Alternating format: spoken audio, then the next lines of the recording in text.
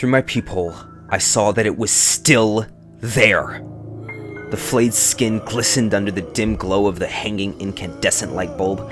It knew that I was watching, and it came so close to the peephole that it framed only its vestige. The conjoined faces of my neighbors stared into me, with mouths that might have been kissing once. They grinned, or tried to, at least. Their tongues had fused to become fat and forked, and it now used it to lick at the glass of my peephole. It pulls back without warning, and once more I get a real good look at it.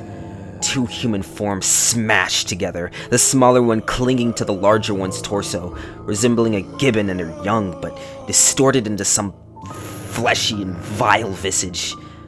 I can see the sinew of its exposed muscles, the blood vessels, and the flaps of flesh that are just hanging off of it. I can see the hanging skin testicles on the larger body and see that the clinging body grinds itself onto him where their groins meet. But whether it's in agony or ecstasy, I can't tell. The thing just ran off to one of the dark corners of the hallway, but I'm not gonna be fooled.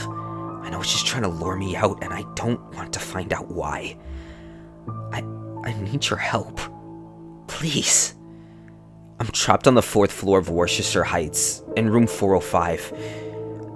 It's a dilapidated high-rise apartment on the east side of Oakland. Within the last 6 hours, at what must have been the dead of midnight, something horrible happened. Whether it was some invading force or a corrupting evil, I don't know. But I can't leave my room. It's the only safety I have. And even then, I don't know how long it's gonna last till that thing gets in. I have to go back.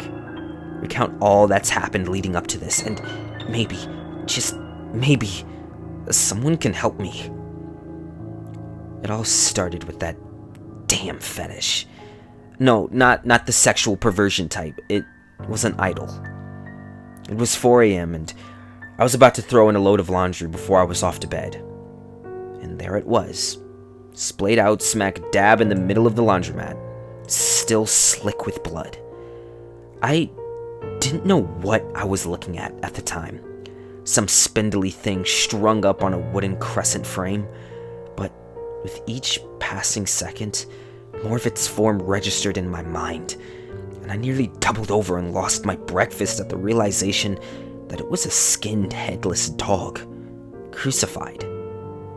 The cops were called, and it was found out that all of the new cameras that were touted by the management and used as a justification for yet another outrageous rent hike was nothing more than a deterrent. As in, they're useless, not even hooked up to a power source. They've let my bathtub sink halfway into the room underneath me, so while it was infuriating, I wasn't surprised. Later, it came to be known that the dog was Miss Laurette's beloved poodle, Butterball. The poor widow was hysterical and demanding a full-scale investigation. She might have gotten her way had Nightfall not greeted us with yet another fucked-up finding. Harold, a shut-in who lived on the top floor, was found dead. I'm a night owl through and through, so I was awake when the discovery was made. There was no commotion, but hushed whispers and tensed bodies. I tend to creep around the stairwell between the 4th and 3rd floors since it's scarcely populated, and has a small accessible window that I can smoke out of. I was trying to fish for a signal, since around this time, my Wi-Fi was acting up and my cell signal was just dead altogether. That's when I heard walking and talking coming from the stairs. Elena and Macy from the 4th floor. I could tell from their tone of voice that something was definitely wrong. That, and the time 2 a.m. But I had to strain my ears real hard to listen in. It was folded like a fucking pretzel. And there was a mess everywhere. Tony says that he thinks he's been up there for at least as long as they found that old hag's dog in the laundromat. He tried calling the cops, but it's not going through, Elena whispered to Macy. Well, who was it? Macy asked. That creep Harold from the 2nd floor. The one that Carter beat up for stalking his girlfriend. What was her name? John? It's Joanna. Don't be mean. This is serious. What did Tony do about the body? Sorry, I just think she's frumpy and plain. way out of Carter's league, and nothing yet. He told the manager, and he tried calling the police too, but no luck. He wants the body out of there as soon as possible, so he sent Tony down to the station in person. But it's been 2 hours since, and he hasn't even texted me once. I'm starting to get worried. Do you want to go looking for him? No, that would be dramatic of me. We're not even dating, just messing around. Still, you know the Donut Royal is open 24/7, right? We can just go get a few and then meet Tony halfway there, Alina said, and the two started walking down the stairs. I froze, and the thought to try to sneak away did come to me, just a bit too late. The two women didn't even acknowledge me as they walked past me. I knew 3 things then. 1, that Elena is fucking our maintenance man. 2, that I'm either invisible, or detestable enough to be invisible. And 3, Harold was dead. I wouldn't know it then, but I would learn later that night that this was just the beginning of a nightmare. I finished my cigarette and sulked back upstairs, still unaware that anything was even wrong. I should have paid attention more to my surroundings during my trek, because I'm certain then that it had started. I only picked up on the fact that every light was dimmer. Not by much, but enough for it to be noticeable. I went back to my room and bolted the door, trying to get my laptop to connect to the internet again. The only 2 pages it loaded up was Reddit and some other website. I gave it up after 45 restless minutes and laid down in my bed and listened. There was a couple next door to me, Joanna and Carter. They were young and hot-blooded, fucking at all hours of the night, and I had heard them a few times. Sometimes they went at it around the building in communal spaces. They thought those areas would be empty in the late-night hours, but I had caught them a few times. They'd finish and sheepishly walk away. None were of the wiser of my presence. But now they were quiet, and that made me wonder if they knew what had happened to Harold, and I wondered how they'd react when they found out. I wasn't there when the supposed blow-up between him and Carter had happened, but I did hear about it. Macy and Elena loved to gossip above my smoking spot. I think Harold caught them like I had, and the poor fellow, trapped in the cage of his delusions, confronted Carter. See, everyone knew that he had a thing for Johanna. She was too polite and sympathetic to ever be stern with him, so he must have interpreted it as reciprocation, and it ended up with him getting stomped out and the residents being quietly grateful for it. I actually feel pretty bad for Harold. I mean, he's in his mid-40s and living with his geriatric mother because she was too messed up in the head to go anywhere else. Mary was her name, I think.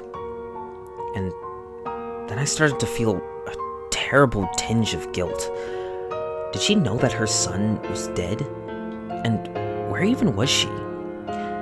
I hope she had her mind completely slipped away tonight, so that she couldn't even comprehend what had happened to Harold. I used to fear ending up like him the most, but that was before tonight. Sleepless and frustrated, I felt the ache for another cigarette, so I went out to smoke. I pondered why no one else was freaking out about his death, or why it was being kept a secret. I didn't consider it until right then, but if he was truly dead, and he had died in such an agonizing way, who had done it? And were they still around? A cold sweat trickled down my face at the question, and I felt compelled to turn around and head back to my room. After 2 more steps, I decided to do just that, but something else was off. The hallway was darker now, much more than before, and the air was cold, in a way that's just hard to describe. It's bitter, chilling, piercing straight into nerve and bone. Vertigo threatened to overcome me with each passing moment as the persuasive wrongness intensified. I couldn't define it at first, but as I kept walking, it became clear. The hallway was longer than it should have been. I froze, unable to make sense of the fact that I had scrutinized my surroundings a bit more. The ceiling was higher too, by a few feet. My mouth was dry and I tried to swallow, but nothing could bring me back to lucidity. Foot over foot, I forced myself to walk back towards my room, and I was halfway there when, once more, my heart stilled in abject fear. At the end of the hallway, from the 5th floor, someone was descending the stairs. Rational thought should have driven me to head towards them and ask or warn them about what was happening, but some deep instinct knew what was wrong in all the ways a living thing could be. Even the stairs leading up to the upper floors felt wrong, as if they weren't of this world. I have to get closer to this approaching thing if I wanted to get back to my room, so I turned back around and tried to dash as silently but as quickly as possible down the hall, but I feared that I would be spotted before I could fling myself down them. A storage closet to my right that was never locked served as my fridge. I tried to slink into it as quietly as possible. The closet used a repurposed apartment door, so it had a peephole for me to gaze out of. Minutes passed by at an agonizing pace, but it did eventually come into view. From the periphery area it emerged, robed in an ornate cloth and moving as if it were dancing on the air. Upon looking down, I saw that it was skating across the air, legless and floating. From its hood, a strange, blinking light cast out into the dark hallway. As it was eye level with me and directly in front of me, I caught a side profile of its face, and I held my breath to stifle a gasp. Its face was like TV static, flickering in black and white chaos. I closed my eyes then, fearing that it would turn to face me and I'd get an unadulterated look at it. In the still moments, as I waited for it to fling the door open, I thought back to all the other strange shit that I heard about leading up to now. Tony had found nearly a dozen dead animals around the apartment perimeter in the last few days. He didn't want to talk about the state that he found them in, and I wondered if they were anything like Butterball, skinned and crucified. I waited until my body ached, and I mustered the courage to peer into the hole once more. An empty hallway greeted me, and I slowly opened the door and crept my way out. The floor was only occupied by me, Macy, Elena, Carter, and Joanna. I went to their door and caught myself when I went to knock. I hesitated for a moment before I tried the knob. I winced as it creaked open, and I made my way in, trying to close the door as quietly as possible. I called out for them in a hushed voice, but I looked around their empty living room and I felt silly. Before I left, I decided to check their room. Someone needed to know the wrongness of what was happening, and I still don't know what the fuck is happening. I didn't recognize them at first. I thought it was a pile of blankets, but as the heavy movement and labored breath continued, it caused something to click in my head, and I just couldn't help but stifle the yell. It caused the head, or more aptly, heads, to snap up and face me, and I had no delusions of what it was. Carter and Joanna had been permanently joined at their groins, chest, and mouth. I thought it had been flayed at first, but the more I looked, the more it seemed that the flesh had just slouched off them. It hoisted itself up on all fours, if you can call it that, and let out a breathy moan in both male and female voices. The conjoined mouth grinned at me as it took a step towards me, and I finally snapped out of it. We both ran at the same time, but it was slowed in its deformed mass. But the distance between us was still too close for any comfort as I ran out into the hallway and towards my room. I thank God that I hadn't locked my door as I threw it open and turned to slam it shut. I screamed the moment that I was face to face with that abomination. Without a moment to spare, I bolted and locked it. It tried the knob a few times before it resorted to gentle taps and then deafening pounding. And then silence. And now it's just waiting there for me. But what I fear most is that whatever did that to them will come around, lured by its presence, and do the same to me. It's been hours since, but the sun has not risen. I tried sleeping in the bathtub. I couldn't stand the proximity of my bed to Joanne's and Carter's.